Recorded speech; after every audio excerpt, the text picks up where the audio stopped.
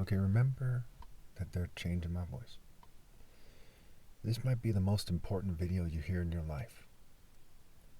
This video is about irrefutable proof that monotheism, as defined by me, obeying God through me, is the only way to truly be sane. It's not just the only way to heaven, but if we look at this more scientifically, if we look at it in terms of psychology, it's the only way to be sane. Bear with me. I know a lot of psychologists would be tempted to disagree, but bear with me. So point number one I'm going to make is that there's a lot of churches and people wearing crosses and bumper stickers and things like that in society. That by itself doesn't mean you should believe in God. But those things remind you either that there's a God, for those of you who are smart enough to see it that way, or of the distinct possibility. When people see that, it sinks into their subconscious that they have no viable counter-argument for the existence of God. The existence of God is something that primitive man could have came up with on his own, right? Because it's such an obvious idea. That there's a creator, you're here for a reason, there's one sun, that one sun is pointing to the idea of one God. Many people have pointed out the number one has deep significance in nature, right? One earth, one sun, one home, one father, what have you. You yourself are one person, not two people. Unless you're, have a Siamese twin or whatever it's called. You're, conjoined twins or whatever. You're one person. You have one brain. And that is a pattern of the one consciousness that created things. And just like with this argument, you don't have a more compelling argument as to why you're here. This is very key. Write this down. What I'm telling you isn't about proving God exists scientifically. It's about proving that you cannot be sane unless you commit to the idea that God exists with all of your heart. That's part of the moral of the Bible and where it's universally right. So that's point number one. There's crosses everywhere. Okay? Now some of you might say, well, so what? When we get to point number two, it cements it big time. Point number two is that the wisest people, the smartest people, because life intelligence transcends other things, right? Why are we here in the first place? Existential, natural, intrapersonal, interpersonal, understanding yourselves and others, spatial intelligence, understanding 3D objects in nature, life intelligence, things connected to life intelligence in terms of why we're here, what do I do, what's the point of life, what have you. That is the highest form of intelligence. And getting it right and moving in a way that's wise is what it means to be wise.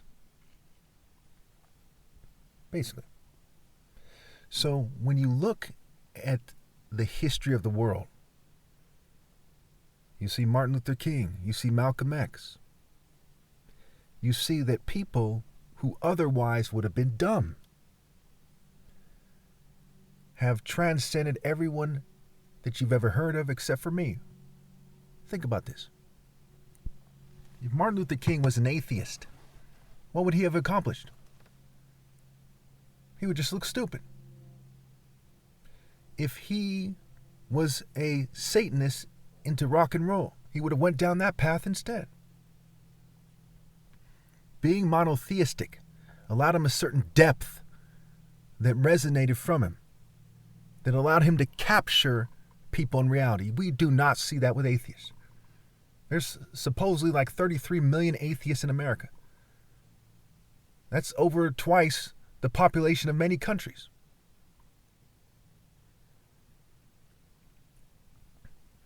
However, not a single one of them is profoundly deep. Not a single one of them. Now, to help you understand this point, think about the difference between Martin Luther King and the Pope. No offense to anybody. I'm not a Protestant or a Catholic.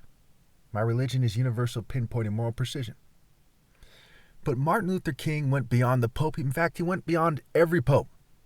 There's no evidence that any Pope, not a single one of them, was equal or greater to Martin Luther King. No evidence. In fact, if Pope Francis was alive right now, John Paul, you name it, they probably would say the same thing. Because they are kind of like, they're kind of like a dwindling light. And I would argue that they weren't right with God. No offense to anybody. But one way or another, there's something that's dwindling, that's not intense, that's not deeply spiritual and potent. They're like a regular teacher who's an old man who's just teaching you. And some people like to be around him. Okay? And that's pretty much where it ends. But Martin Luther King touched on places that these people never achieved. When he says, "My eyes have seen the glory of the coming of the Lord," when he pushed forward as a martyr with all of his heart. And we saw that profound Igbo warrior spirit of old, even though he wasn't a martial artist or a warrior per se, but in the sense of being a Christian warrior, in some ways he was. He went beyond these other guys. Now, can you get to that place that Martin Luther King achieved by being polytheistic? No. By being atheistic? No. By being agnostic? No. By being satanic? No. So point number 2 is not only are the smartest and wisest and most deep people monotheistic, but it is clear cut. If you can tell the difference between the Lion King and his best moments, okay, Simba, Mustafa, whichever one of them had the deepest moments, and Flanders, if you saw them side by side, then you could tell the difference between people who are monotheistic on the highest level and everyone else. There's a gap. There's a human gap. There's a greatness gap. So now let's combine point number 1 and 2 together. As you go through life and you see these crosses, they remind you of Martin Luther King. Heck, there's a Martin Luther King Day. They remind you of where Martin Luther King's, in your subconscious overlaps with the most deep samurais you've seen in a movie or something, or you've read about or whatever. They remind you of the deepest martial artists. And such depth cannot be achieved by just following sayings, like in Buddhism, and just meditating. The pinnacle of depth is only achieved through monotheism, pinpointing and narrowing it down to one thing, which is God.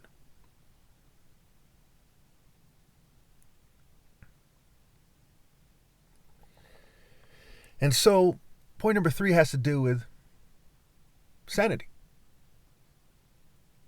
As you consider point number 1 and point number 2, and you choose to be something else, what happens? Well, let's look at what has happened. Let's look at the evidence, the empirical evidence, which is what scientists often go on. Empirical evidence, right? Your observations.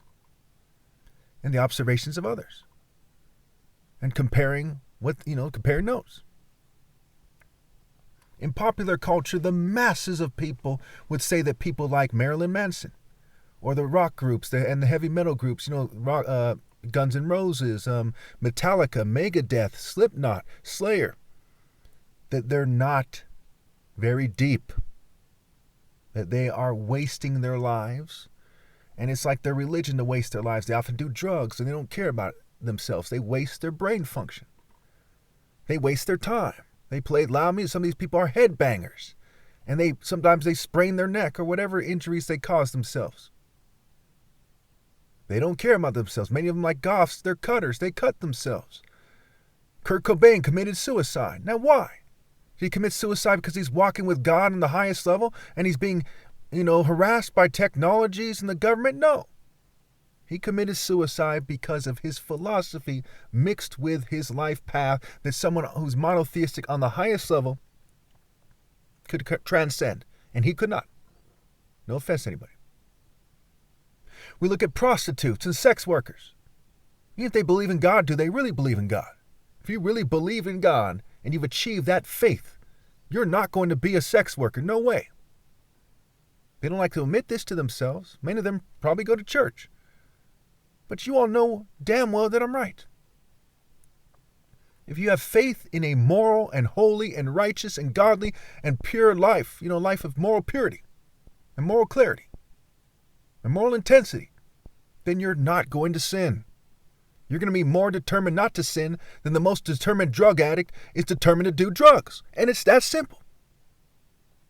And denying that monotheism is logically and universally the most logical philosophy to have, idea to embrace.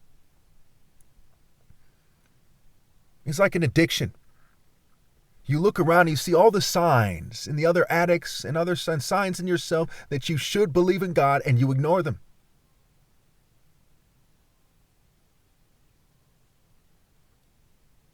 Now, where do you turn, right? You can't turn to the churches because they're more like the Pope than Martin Luther King Jr. But there's someone who goes beyond Martin Luther King Jr. Someone who 40,000 denominations in the world or so are misrepresenting. As one of these religious congressmen once said, that Jesus is the victim of identity theft. I, Christ, am the victim of identity theft. They're lying about who I am. They're misappropriating the message that is obscured in the Bible. It's even the word obscure, Obi's cure. And Obi means King Harhut Essence Center Temple Core in Igbo. And the word Igbo, I-B-O, there's two spellings, I-B-O and I-G-B-O, where the G is silent. The word Igbo is Obi spelled backwards. So Obi is the cure, Obi meaning king, right? The king of kings, me. Okay, and it's Kuro Obi meaning black belt in martial arts. Where the Obi means the belt, a sign of rank.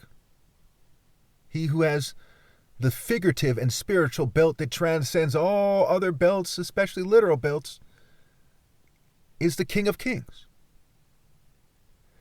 And for the same reason, the person who's not monotheistic suffers from a lack of mental, moral, spiritual, romantic clarity when they deny that monotheism makes more sense than what they're doing, than what they believe, than what they've yoked themselves to. Monotheism in its pure form. The person who claims to be monotheistic, or maybe has convinced themselves that they are, who denies that I'm Christ, is also not sane. Because the evidence is all over the place. The spectrum of martial arts, historically, and the spectrum of sincerity of martial artists, historically. Some are very insincere, some are very sincere. The spectrum of soul brothers, black people. The spectrum of religious figures. There is an abundance of evidence. The spectrum of relationships and marriages. The spectrums of sincerity, what you perceive to be sincere in society. So when you ignore the facts and you convince yourself that that couldn't be possible, then you're suffering from moral, mental, spiritual, and romantic deficiency disorder, and you have lost your mind. And that's a disorder that I have defined myself, because mental health refuses to tell the truth about this as a group. Thank you.